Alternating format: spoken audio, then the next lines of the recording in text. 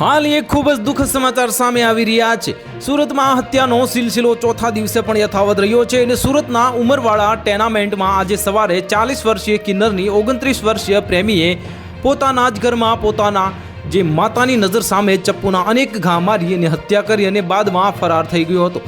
જો કે સલાબતપુરા પોલીસે તેની ઝડપે પાડી અને પૂછપરછ કરતા જાણવા મળ્યું હતું કે તેમની વચ્ચે છેલ્લા 13 વર્ષથી પ્રેમ હતો અને તેઓ સાથે જ રહેતા હતા। પણ પ્રેમી યુવાન છેલ્લા 2 મહિનામાં માતા સાથે રહેવા આવી જતા કિન્નરને ગમ્યું નહોતું અને તે અવારનવાર યુવાનના ઘરે આવી હતી અને પોલીસ સૂત્રો દ્વારા પ્રાપ્ત થતી વિગતો મુજબ સુરતના Umarpada tenement building room number 87માં છેલ્લા 2 મહિનાથી માતા મીનાબેન સાથે રહેતા કિશન પ્રવીણચંદ જેઠવાને 13 વર્ષથી કિન્નર સંજના કુંવર સાથે પ્રેમ સંબંધ હોય બંને સાથે જ રહેતા હતા।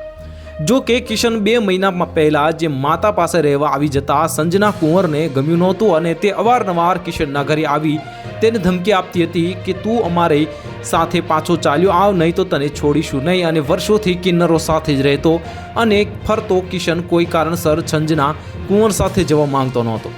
ગત રાત્રે 11:30 વાગે કિશન અને તેની માતા જમી પરિવારને સુવાની તૈયારી કરતા હતા અને ત્યાં સંજના કુંવર ઘરે આવતા કિશનની માતા નીચે પથારી કરી સૂઈ ગયા હતા, જ્યારે કિશન અને સંજના કુંવર પલંગ ઉપર સૂઈ ગયા હતા। કિશનના માતા મીનાબેનની સવારે 7 વાગે આંખ ખુલી ત્યારે કિશન અને સંજના કુંવર વચ્ચે કિશનને લઈ જવા બાબતે ઝઘડો થતો હતો।